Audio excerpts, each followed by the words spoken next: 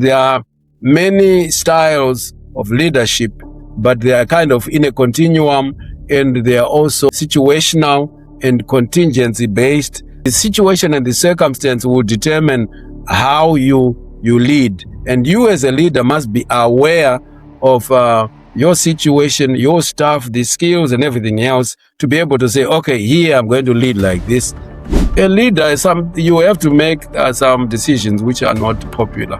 So this guy every month and get his pay, and for a week he would not come to work. Sometimes the spouse would come and say, oh, my husband is not coming home. Is he here? He'd come back, and then we would sit down, counsel with him and say, listen, this is impacting your work and also your family. It went on and on for 6 months. Then, of course, I called him and I said, listen, I am giving you a warning. If this ever happens, you know you're out of the door. I guess he changed a little bit, then it went back. Then, of course, finally I had to call him and I say, I'm really sorry. We have to let you go. You know, the first thing the guy said, he says, I thought you were a Christian. I thought you were a Christian. You know, so what? You know, and to make matters worse, we were coming from the same kind of area. And he said, I thought you were my relative and what have you. Meaningful carriers now. Take the time to take your destiny in your hands now. With meaningful carriers.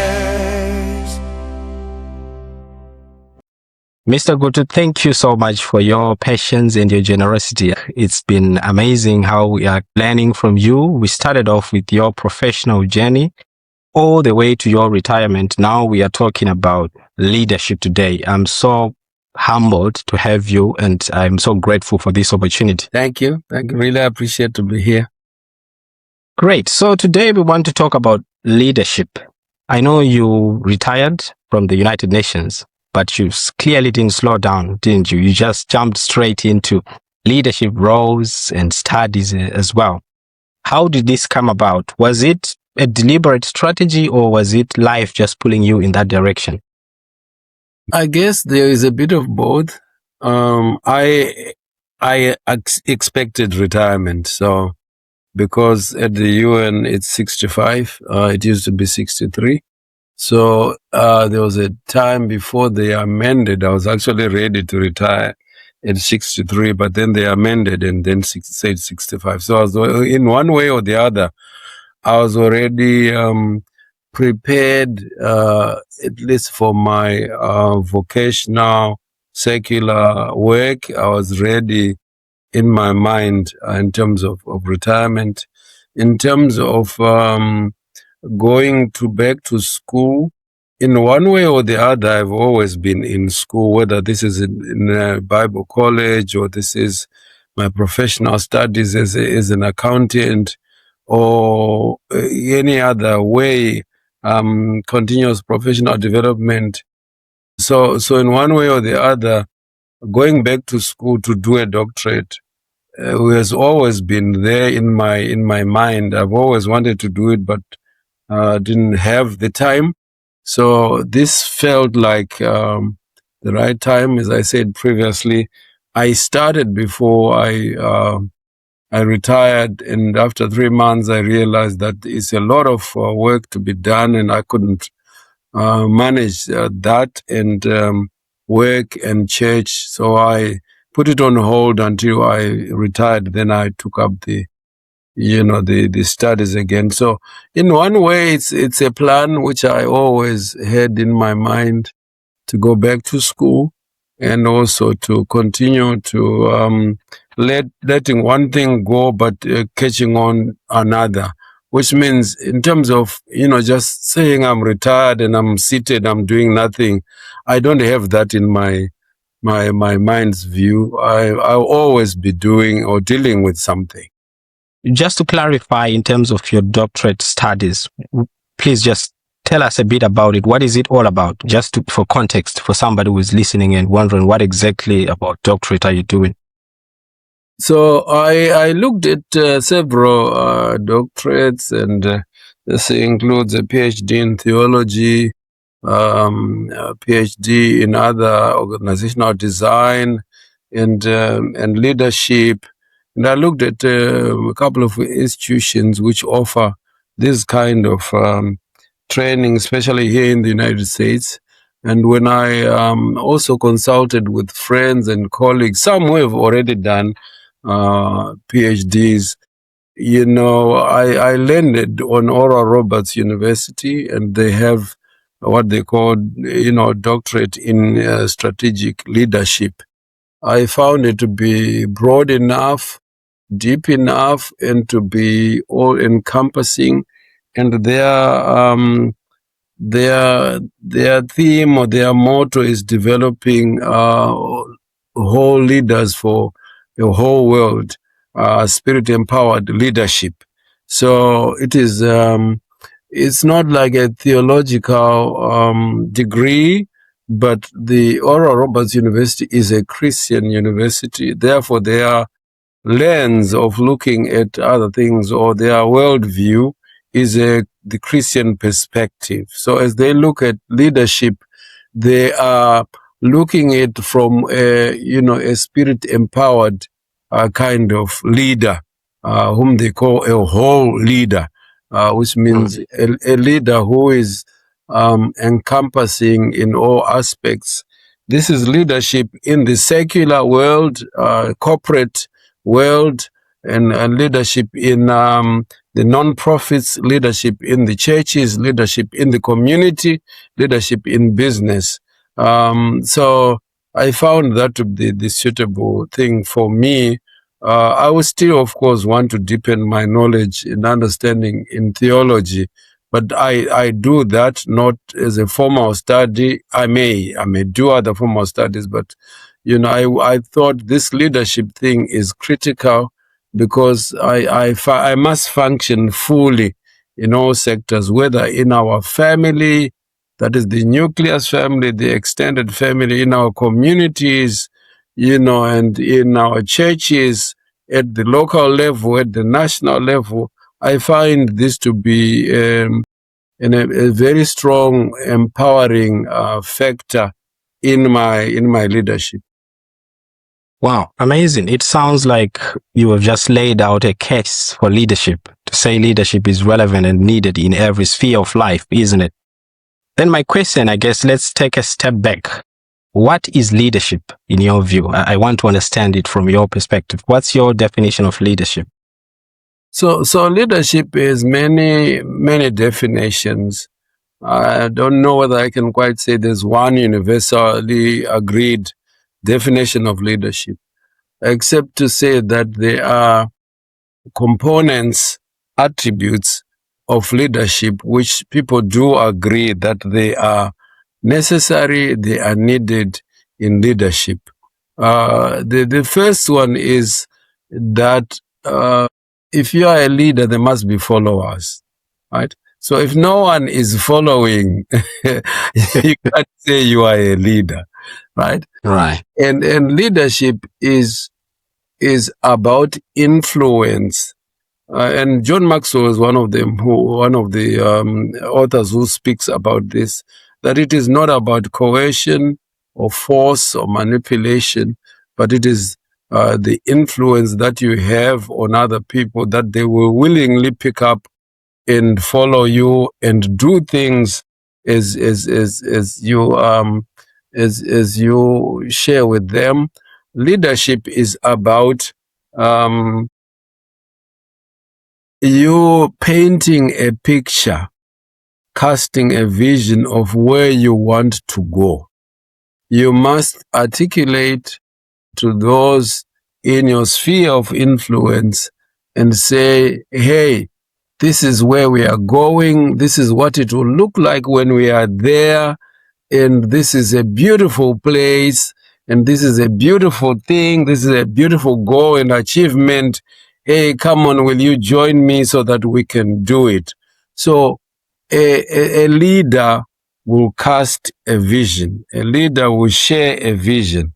And a leader will also give direction, and not necessarily giving directives. right? So a leader will say, this is the path which we are going to follow as we go to that place which I shared with you. That is, you are giving direction to the vision which you have already cast. Obviously, you also share the mission, which is the reason for your existence. People must know that we exist as an organization, as a group of people, as a family.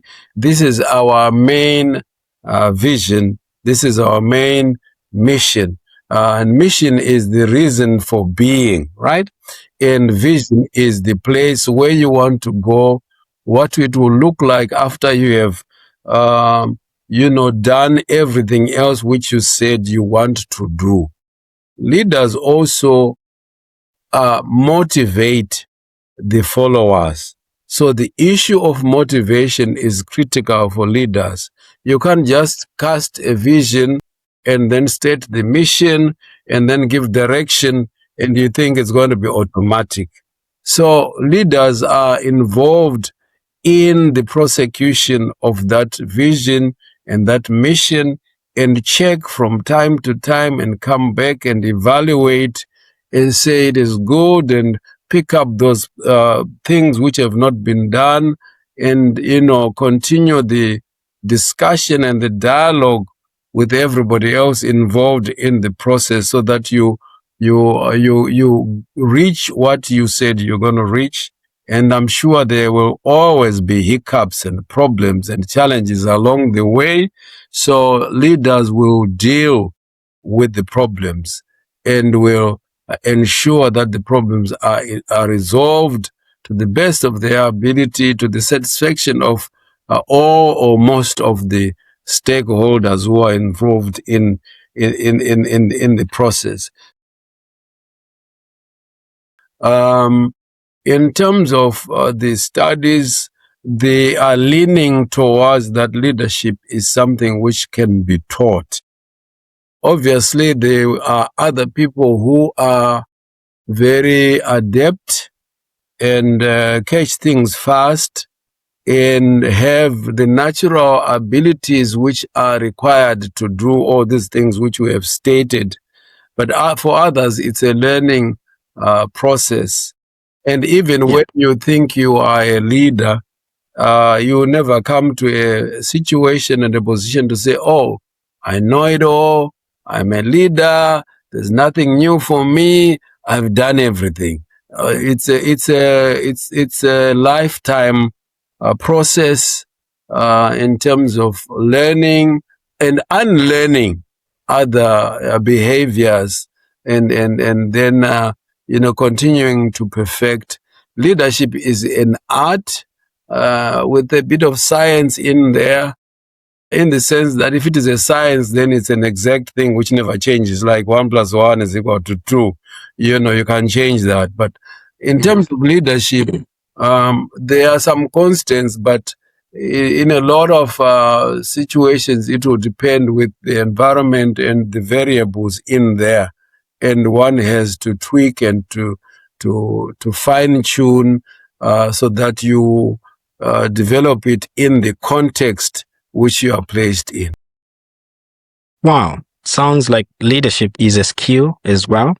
So I'm wondering then, I know you said, yes, it can be taught, but is there a possibility of somebody naturally just being a leader and having all this ability to influence, to create followers, to direct, to articulate a vision without having gone to school? Do you think, in your experience, is there such a thing as a natural leader? That's a good question, and writers also grapple with this thing, and they will continue to do so. What I have been thinking, and I haven't really come up with the sources and stuff.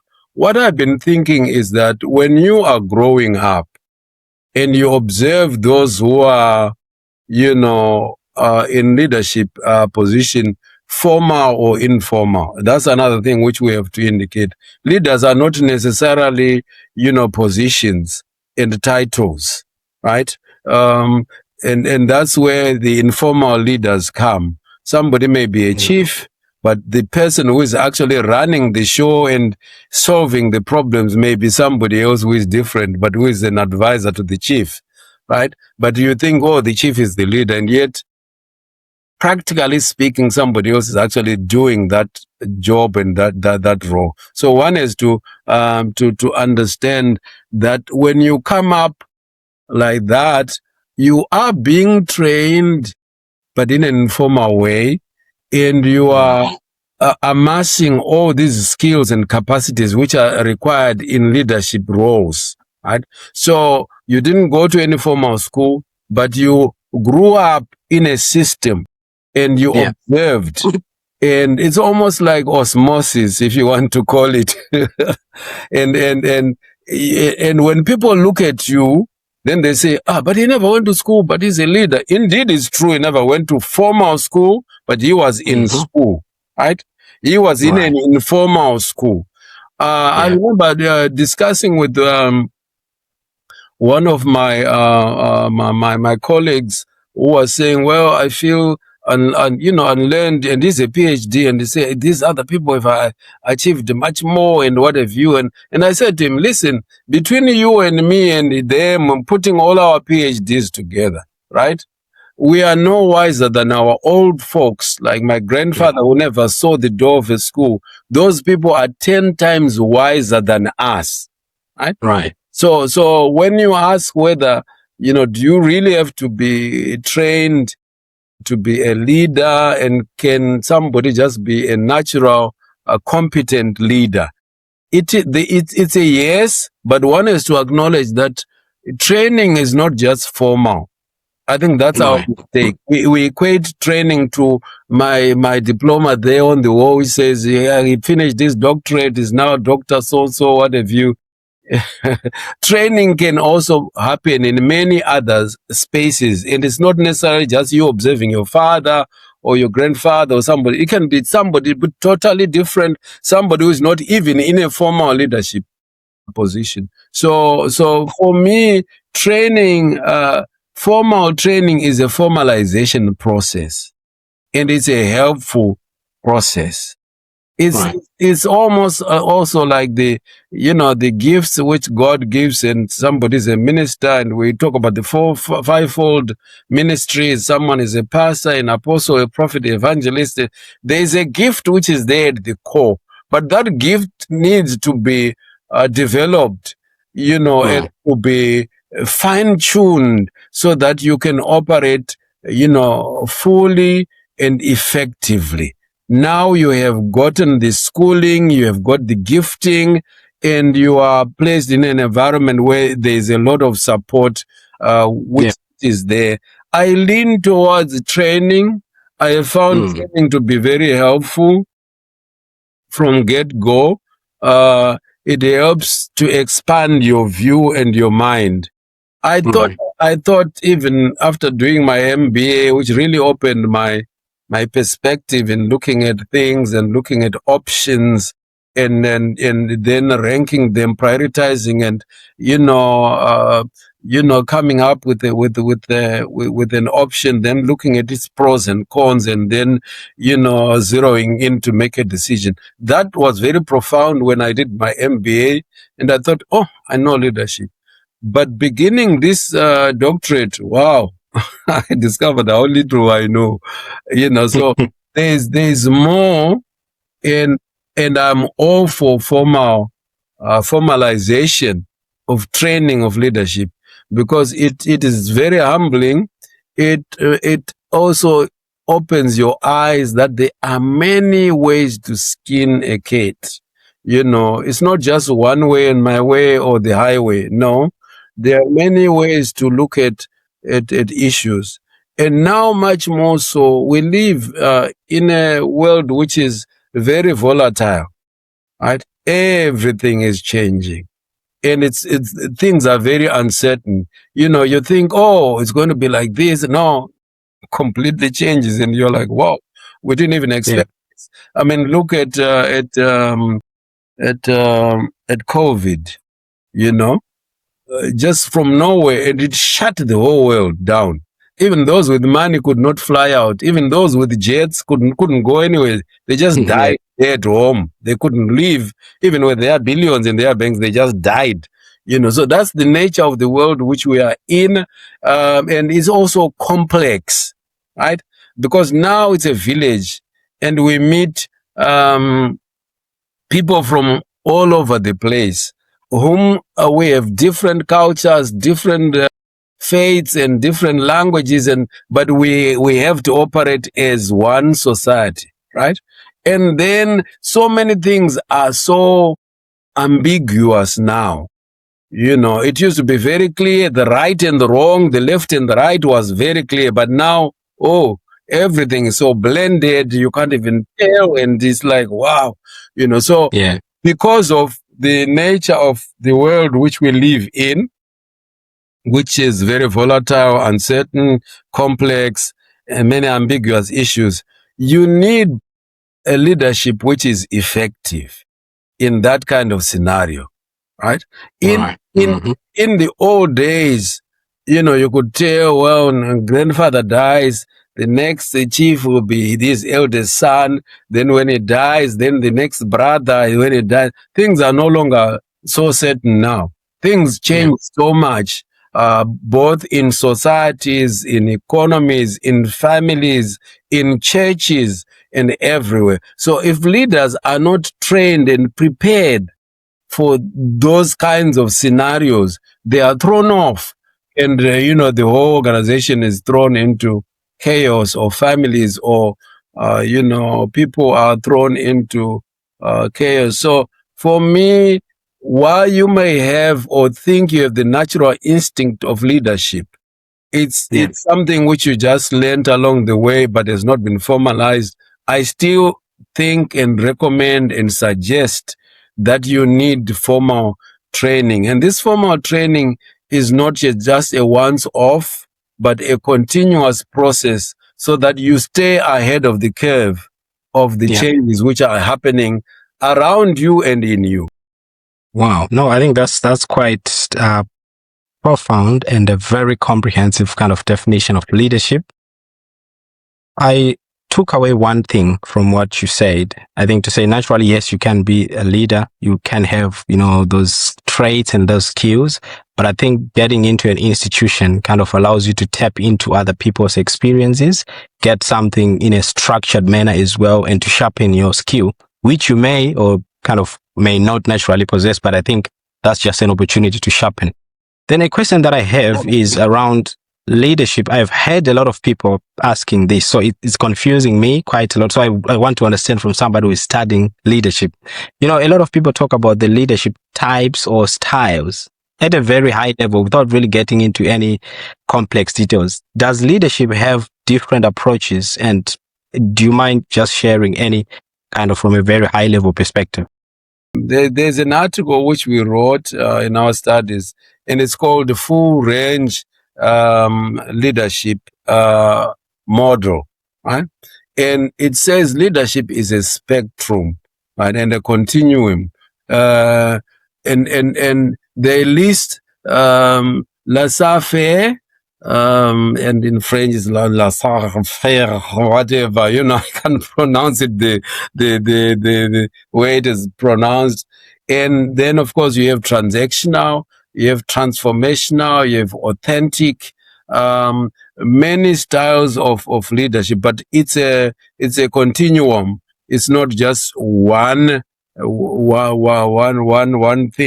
And in this laissez-faire, it's a leadership style where it's on autopilot, right? You are a pastor, you lead an organization, you just follow the tradition, right? And you are kind of a hands-off leader. It can be a church, it can be even in a family, it can be in a political party, it can be in a government ministry department, or the entire. There are leaders who are kind of hands off, and they let whoever is underneath do their own thing, right? It is that laissez-faire kind of leadership is good where the traditions of the organizations are well established. Everybody is aware of what is expected of them, and everybody, behaves well and does their work without any challenges. Yes, it works. It works in stable organizations which have existed, which have a good culture of operating and so forth. But when you are dealing with what we explained, where it's a very volatile world, uncertain, complex, and you can't have that kind of leadership, because Right. then the ship will sink. So the circumstances dictate the kind of leadership which you must use. And then, of course, Right. there is the transactional kind of leadership, and we've seen this in the political arena, where you give me this, I give you this. So it's based Right. on contingency, reward mechanism. It's a tit for tat. You perform, and I will pay you a salary. You don't perform, I will not pay you a salary. Right? Right. That is a carrot and stick kind of leadership. It works in the sense that it has incentives for people to perform, and it has sanctions for people who don't perform. You get fired, or you're fined, or something happens to you. Therefore, from that perspective, you are, you have to perform. That can also be sometimes matched to an autocratic kind of leadership, where I call the shots, you do it or you're out of the door, right? So there are organizations which operate like that. And in some cases, you have to operate like that. If you are an army, right? You can't afford it to say, well, if you feel like firing the shots, or you do it, but, you see the enemy coming, just decide what you think. You'll all be dead. So in the military, I see that to be an effective way. You give out the orders, you state, clearly what the objective is. You state the rewards for doing that. You also state the sanctions for not doing that. So in that scenario and in that environment, you can't afford to be democratic, to be laissez-faire, and to be all that. No, you can't. You'll be dead. The enemy will have you for dinner. So in that case, transactional does work, but in other circumstances, it appeared to be quite a manipulative kind of approach to leadership, right? Where you are, where people can be exploited, right, and people can be corrupted to do certain things which they are not supposed to do, but simply because there's an incentive which is there. And in the case of a morally bankrupt organization, an unethical organization, all kinds of practices will arise. So that kind of leadership also has its limits. Right. Then, of course, you do have transformational leadership, right? Where you have you are dealing with the ideal. What is the optimum case and situation of our organization we can be, and then you have to provide a vision. You have to be which is very inspiring to those who are listening to you, and then you have to participate with them as you prosecute that vision. And then from time to time you've got to evaluate and give rewards where there are rewards, and they don't necessarily have to be monetary. Sometimes just recognition, and then people are recognized for the tremendous work which they have done. And there are limits to, of course, democratic and styles of leadership. There are limits because they are limited by the scope of the vision, the scope of the objectives of an organization. You can't have everybody just calling the shots, doing what they want. And so there is some way also to balance that transformational. It's not just inspiring people, coming up with a vision and working with them hand in hand. You will still find one or two bad apples, which you have to deal with. You have to confront, those challenges. Is part of leadership, and that's sometimes very difficult, especially in church environments where it is a voluntary organization, and sometimes people just walk away and say, "Okay, thank you, I'm gone, I'm out." But sometimes it is better that way. Then those who really want to and are committed to the cause will continue to do that without this challenges of a bad apple, which is spoiling, everything. So in a nutshell, there are many styles of leadership, but they are kind of in a continuum, and they are also situational and contingency based, which means the situation and the circumstance will determine how you lead. And you as a leader must be aware of your situation, your staff, the skills and everything else, to be able to say, okay, here I'm going to lead like this, and here I'm going to lead like that. And it's not just going to be one kind of leadership through, and that's it. No, it can be changing from time to time, depending on the situation, on the circumstances. If you have new people, you can't just throw them at the deep end and say, you go, do it. This is your job. No, you got to take them under your care, and you show them by example. So it's an exemplary kind of leadership. You provide the role model of your expectations. You lead by action and by example, and they follow. And of course, you review together, and you keep doing that until those goals are achieved. And when they are, you need to recognize them, you need to motivate them so that they continue to be inspired as you continue to lead. Wow, amazing. No, thank you so much. I like the continuum part of it, the spectrum element. I think it's a very fresh way of looking at it. I always thought it's either or. It's not like a spectrum, but thank you so much for that. I want to get a bit practical then. Now that you have educated me that leadership is a spectrum, and I know you have different roles, and you have been in different roles. At home, you are the father. At church, you are a pastor and a leader. At work, in the NGO sector, in Zimbabwe, in the US, in South Africa, you had different leadership roles, right? And I assume you had to vary your approaches depending on the different situations and circumstances that you faced. But my question again for you then is, what is one leadership principle that never changed, or rather that never changes for you, that you would say, okay, this is me, that differentiates you from just being a good leader to kind of being a transformational leader? I think a leader should be a person of integrity. You mean what you say, and you say what you mean. You are the same in the dark and in the light.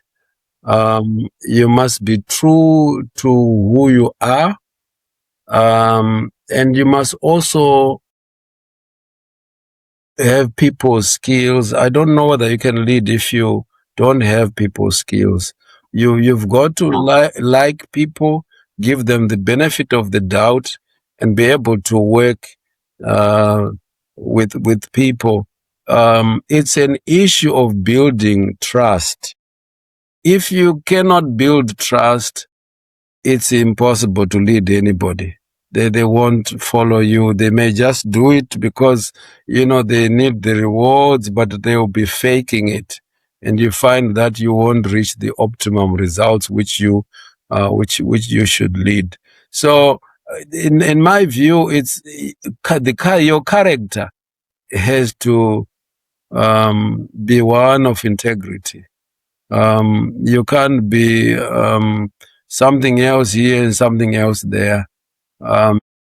It's good for people to come to terms with who you are and probably decide, nah, I don't like him, I'm not going to work with him. That's fine. But don't change for them. Remain who you are. And for me, it's a non-negotiable issue of leadership. And also a leader must always, as I said, must always have the vision. That's why you are there. Where are you going as a family, as a ministry, as in religious circles, as a company?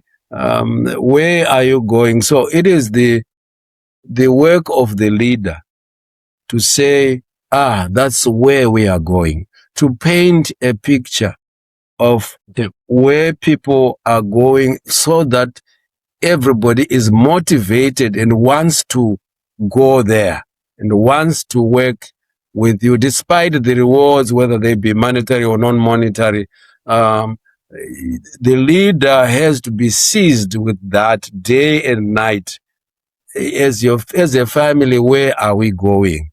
What do we really want to achieve? And of course, collaboration is a critical issue.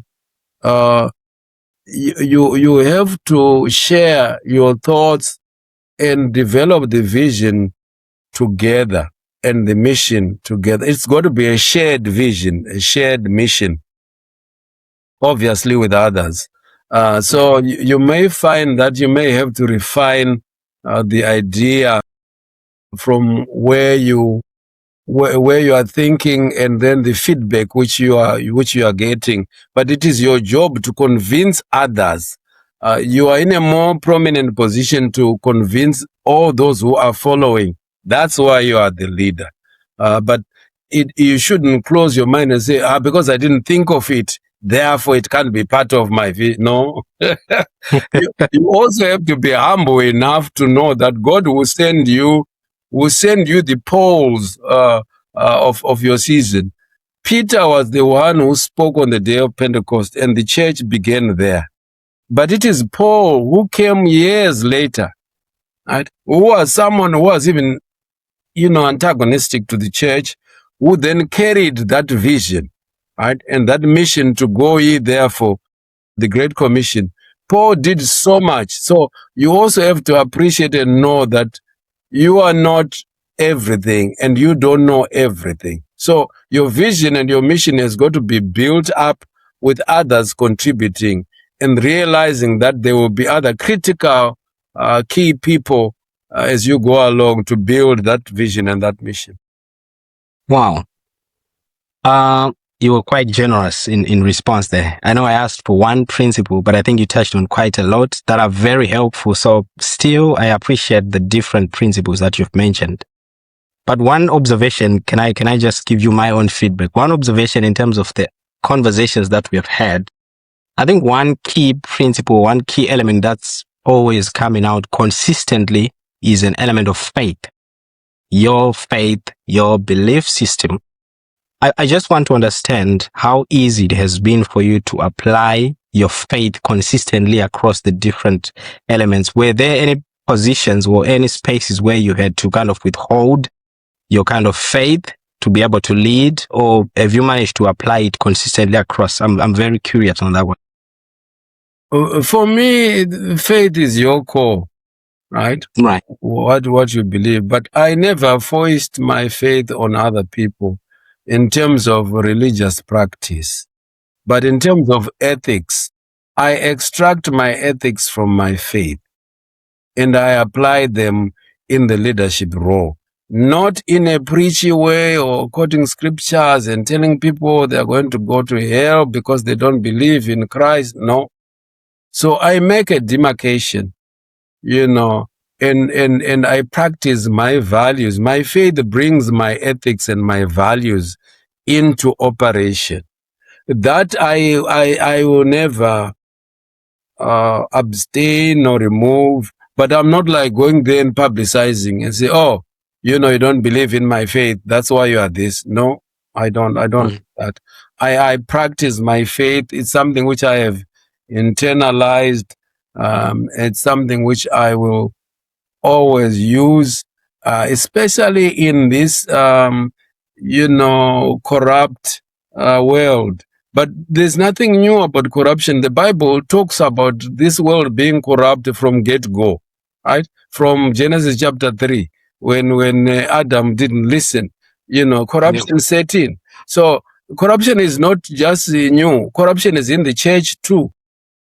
But if you are a person of integrity, you have ethics, you have rules. And in fact, when you look at the Western world, all those rules which are written in company policies, if you trace them, you can actually trace them to the Bible, right? But they are not written to say, oh, this is in Exodus chapter 20, it said, thou shalt not steal. No, it's written in a secular way. So I see faith underlying everything, and it should be the North Star and the moral compass for anyone who wants to be a leader. And in your heart of hearts, it will say, you can't do this, you can't do this, you can't do that. And obviously there are many situations and cases where you are tried and tested, and if you do not have that moral compass, if you are not an ethical person, then of course you do the corruption thing. But if you are ethical, you always, avoid that. So faith to me underwrites everything. And while I don't foist it on whoever I am leading, if that is outside the church circles, I'm talking about in the secular world, I don't go telling people, hey, this is my faith, I don't. I let my interaction and my behaviors with them do the speaking for me. Unless if somebody asks me, I don't go and say, oh, you know what, many people didn't know I was a pastor at the UN until my last days. And somebody say, oh, pastor, and one of my former team leaders was surprised, says, what? You're a pastor? No wonder why. Somebody I worked with for more than 5 years. I never told them I am a preacher who preaches every Saturday. I do this. No, I don't. Some people want to put that up front and say, why are you hiding it? But I'm not hiding it, but I do not want to force it on people. But if somebody should ask me, having lunch or whatever, I'll share with them. See, I'm a believer in Christ, and this is what I think and what have you, without forcing, but it has to come from them for me to be able to share. I'm talking about in a work setting, right? So in other places at the UN, you're not allowed to go and foist your religion on people whom you supervise or anybody, a worker there. You are not allowed to do that. So that's how it goes. Amazing. No, that's really powerful. I think it's a skill on its own to be able to manage the boundaries in terms of faith, but still use it to influence and still remain anchored in your own faith, kind of role modeling, what your faith and your values guide in terms of your own being. Wow, that's amazing. Then I like the fact that you mentioned that, leadership involves dealing with different people in different settings. My question then, from your own experience, has your leadership ever been tested? And what did that moment kind of teach you, and what was it all about? If you don't mind sharing with us. Some of the stuff cannot be shared. But what I can say is, as you lead, you come across all kinds of people. And obviously you have to sit them down. I remember I had a manager, and when I think I was deputy accountant general then, and this guy every month and get his pay, and for a week he would not come to work. And sometimes the spouse would come and say, oh, my husband is not coming home. Is he here? And we say, oh, he hasn't shown up for a week. And, he'd come back, and then we would sit down, counsel with him and say, listen, this is impacting your work and also your family. You want to do something about this, and after a while, I also referred the case to the human resources. They sat down with him. It went on and on for 6 months. Then, of course, I called him and I said, listen, this is unacceptable. You know the rules. I am giving you a warning. If this ever happens, you know you're out of the door, right?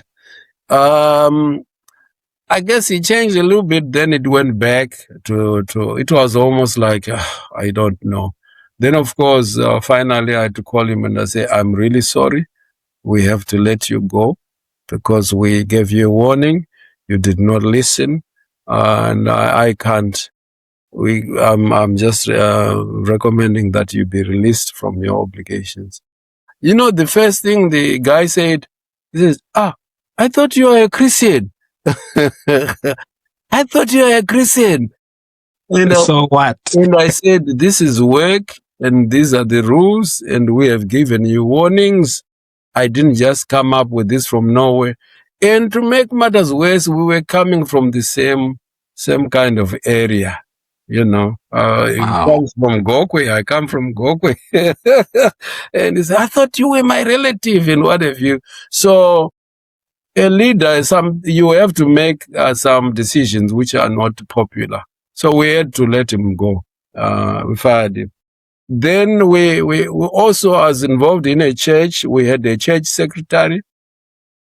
I was the administrator. And of course, I had a pastor and we had a secretary. And this lady had challenges. She wanted to preach to people when they come there and do this. And meanwhile, we have a pool of reports which need to be done, to be typed, to be, you know, should have people for counseling and what have you. And the pastor said to me, listen, this is your employee. You got to do something about it. So I sat down with him and said, listen, you are not a pastor. And you are not a church leader, you are a secretary. We employ here to do the reports, do the bankings, and do everything else which I, as the administrator and pastor, will tell you to do. Stop this counseling business. You do that in your private time and in your own private place. She was adamant, like, I'm doing God's work. You guys want to stop me to do this. And we gave her warnings. And eventually, again, we had to let her go. Said, I'm sorry. You just have to go. We cannot do this. So being a leader, you have situations which are very challenging, very difficult to handle. And you definitely, have to you have to play by the rules and give people, what you want to do as a leader is, of course, to counsel with the person, to give them opportunities and chances to amend their ways, to change, but tell them of the consequences if they continue down the same route. And if they are persistent, then obviously you have got to let them go. You can't say, because I'm a Christian, I'll never fire anybody. No. Actually, I'm even more strict because I'm a Christian. But the thing to do is I hold myself to the same standards so that I am not, hypocritical. If I'm saying people need to come to work and start on time, I can't be coming an hour afterwards and what have you. That is where the integrity comes in. And then people look at you and say, you say this, but you do one other thing, and you, the leader, you should just walk your talk. And that is what will help you. Wow, amazing. No, I think one takeaway there for me is leadership involves making difficult or unpopular decisions sometimes. No, thank you. Thank you for that. Then another question, I guess, for me is, coming from Africa, coming from the village, you have kind of given us your pride of being a village boy, isn't it? Yeah. Then going to Harare for the first time with school and stuff, and then work, then to the US and so forth. But my question, again, on a serious note is, has there ever been a moment where your background felt like a wall, in terms of blocking you from making progress? And how did you navigate? Yeah, that's a tough one. For me, I always believe in being authentic, being who I am. But obviously, we live in a fallen world, and there's racism in this world. It doesn't matter where. I faced racism in Rhodesia, faced racism in the UK, in the US, and in organizations, even racism in the church. So it's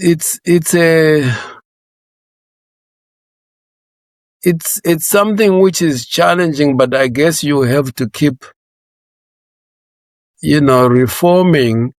What I don't want to do is to hate people or to be a racist simply because somebody who is different from me has done something. And that has been quite a challenge for me, where to separate the race from the act, so that I don't smear everybody else with and say, oh, these Africans, they are the same, or these white people, they are the same, or these, Asians are the same. That is where, I found in the leadership training we are doing now, there are tools and things which we use, techniques. Some of it is called, it's a self-assessment tool, right? Wheels of Life and MBTI and so forth. So you use that to identify who you are, your weaknesses, your strengths, and all those things which come from your background. So what I found useful is the self-awareness. These tools show you your weaknesses. They show you the areas which you need to develop. And bias is one of those things. And bias comes from our upbringing and our worldview, our perception, right? Which is shaped by all the things which you go through. That's where my background would come in, and then I make a quick assessment and I saw this person is evil, is what I don't want to work with. I have tried to help myself to know that, if I have this thing with there is a certain group of people, whatever, whether it's gender, we just say, women are always like this. These men, they are rubbish. All those things is because when we were growing up, there were stereotypes, right? Which were discussed either by our parents or by our community, and they became ingrained in our psyche. And this is where I have found this training to bring out this issue of self-awareness to be very critical, very important, so that it's not that I ignore racism or I ignore, wickedness and so forth, but it makes me conscious, so that whatever decisions I make, they are not based on a race, they are based on Jimmy. I'm dealing with Jimmy, whether he's brown, black, or white, it's Jimmy. It's not his race, it's not his family, it's not his nation, right? So that's where I'm very happy for, this training. It has helped me to reflect on the areas where I am weak, the areas where I have strengths, what I need to be doing in those areas of weakness, and pivoting or relying on those strengths. We are currently doing coaching as a subject, and we do peer coaching, right? And we go on the issues. So I am working in that coaching session and pinpointing and identifying my areas of weakness and what I can do. So it's very helpful to help me develop and to become, a spirit empowered and a whole leader. That's what I could share. I think the other question that just came on my mind is, you mentioned about coaching. Maybe in a few words, really, why should somebody find a coach or mentor? Why is it important? In a few words. It can't be in a few words. So take all the time. You see, only when I did this course, and that's why I'm saying this education thing, learning never ends. Don't ever come to a position where you say, I know it all. I thought I knew it all. And yet, what is coming now with the coaching is to say that, listen, coaching is different from counseling, which is therapy. Somebody who has an issue. Right. When somebody has an issue, a trauma and a problem, they go to counseling. That's what they need. And it's therapy. Sometimes it's also supported by medicine and so forth. Whoever has a challenge and there's a problem, you cannot coach them. They need therapy, right? They need counseling, right? I didn't know these two things are separate. I thought it was one and the same. Now, and then consulting, right? Consulting is somebody who comes with their expertise. I want to consult as an accountant. I go into a company. They want me to produce the financial statements. So I go in there. I work with whoever's there, put the source documents together and write the ledgers and balance the accounts, extract a trial balance, then do my profit and loss, my balance sheet, my cash flow and everything else. Give them the report. I'm bringing my expertise and I'm bringing a product in that connection. I just use the accounting as an example. There are many examples. You can consult in many other areas. That's separate from counseling, right? It is separate from coaching, right? Then there's mentoring. I used to think coaching and mentorship are one and the same. They are not. Mentorship is where I am reaching my legacy and, my retirement. I have my spiritual sons and other people whom I am helping, with their education and what have you. They come to me and say, share your experience with us. What do I do here? What do you think? Then I share with them my experience and they ask me problems and I just suggest, I say, I think you ought to look at this. I think you ought to look at that. And that is mentorship. And I'm working with them, but I'm sharing my life experience. Right? Right. Yeah. Now, coaching is different from all those. Right? In coaching, somebody comes and say, listen, I have a goal which I want to achieve. Right?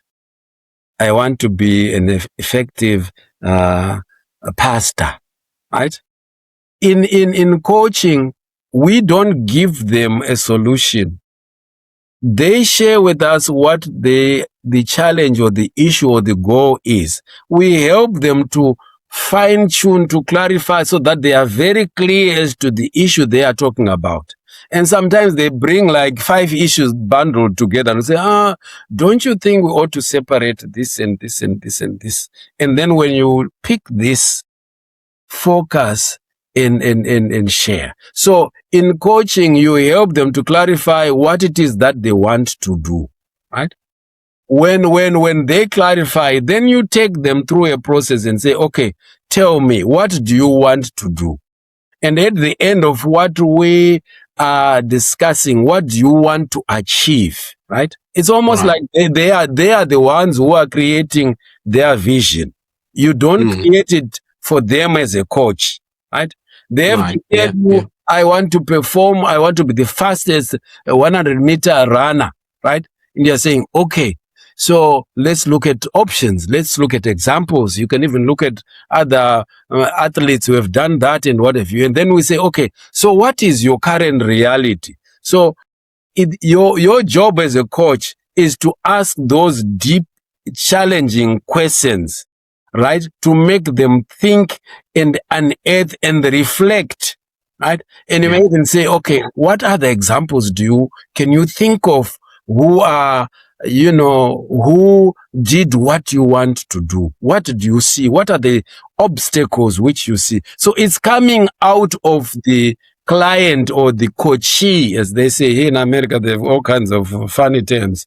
The coachee, right? And the, and the coach, that's the so the coachee, you are helping them by probing and prodding, and they are coming out with their current reality, and you make them also go back and deep into some issues which probably they'd forgotten in the subconscious, for them to say, oh, I see, I think this is actually coming from my background. I was abused by so and so and what have you and what have you. Again, the moment they now in their meltdown and what have you, you pause and you give them moments to reflect. If it is an issue of trauma and you assess that it is a challenge, then you say, listen, this needs therapy. This issue needs counseling. And I'm not a counselor, but I can refer you to other people to deal specifically with that. Otherwise, if they are just reflecting and they are sharing and they feel they want to continue, then you go on to say, okay, so what is the way forward for you? How do you see it? So it's always coming out of the coachee or the client to say, this is what I want to do. And at the end of it all, now having discussed the issue, having gone through a session, then they are the ones to confirm, to say, I'm now much clearer. I'm so happy and I got what I wanted. But it can be many sessions building up to that. But the point is that in coaching, you don't lead. The client leads and the client will share. Your job is to probe, to prod, to guide, to help, to support until the client comes up with the solution. So the solution is coming from the client and not from the coach. So I found that to be profound. And, and as a pastor, we do pastoral counseling and sometimes you don't even know the difference. But now I'm much clearer to say, okay, if I am in a coaching session or coaching agreement with someone, I do not cross that line. Right. And if it is something which needs therapy, I have to refer them to somebody else because I'm not a specialist in therapy. And of course, for a pastor, it's something which I have to unlearn, right? To know that, okay, because coaching also has its ethics and the rules. You can't just do what you want and say, they are in my office. No, you stay within the rules. No, wow. No, thank you so much. This is very profound and quite deep. I think you are clearly making a case for somebody to enroll in leadership studies, because I think these tools and mechanism that you have been unleashing in this session, they are mind-blowing. But anyway, thank you so much. I would want us to wrap up, but I want us to wrap up on a positive note. So for somebody down there in Gokwe, in Buyera, in Chirumanzu, a villager thinking, can I also be a leader in the first world? You have done it all. What do you have to say to them? Is it possible? I guess that's the question. As we wrap up. It is possible. Again, as a believer, but again, as I said, I don't want to foist my my beliefs on others. I believe that God is your best cheerleader in terms of development. He's always in there. He's the best leader. Jesus, the best leader you can ever think of. And God in this is concerned about your character in developing you as a leader. So what am I saying? I'm saying you have help already, in terms of your leadership. It's also something which you need to be actively engaged and participate. So it's not going to happen on automatic. You've got to be observing those around you, those in leadership positions. You also got to read about it and study about it. It's not necessarily an issue of doing an MBA or doctorate in leadership. No, observing, reading the relevant materials, you will get there, and you also need, of course, a circle of others. Everyone needs an accountability circle. People who can, these may be mentors, This may be experienced people. Look for people who have done what you want to do. Sit with them. I was fortunate. I had so many elders. Now I look back who just took a liking to me, whether it was in church or in the village or in the community. You'd hang out with them and it's like, how can you hang out with a 60-year-old guy and you are hardly 11 or 12? But you are gleaning from there, just like Jesus was found in the temple after 4 days with these long bearded people. Gleaning from there is important. So as I said at the beginning, training does not necessarily have to be formal. You can learn a lot from those village leaders, because it has been passed down to them by tradition and by culture. And there are many other skills which are important, which are critical in terms of leading people. So amazing. Anyone and everyone should do it. Wow, that's so powerful and a very good note for us to end. Thank you so much, Mr. Gutu, for this episode. I look forward to the next episode where we want to talk about the faith aspect of it. As the president of AFM in the USA, I would want to understand, what does it mean to be a leader in such an organization, but what does it mean overall to serve within that role, within the ministry and so forth. So thank you so much. I think for today, this is where we want to end. Thank you so much, Mr. Pagu. I really enjoyed our discussion today. I hope somebody gets something out of it. Thank you. Meaningful carriers now. Take the time to take your destiny in your hands now. With meaningful carriers.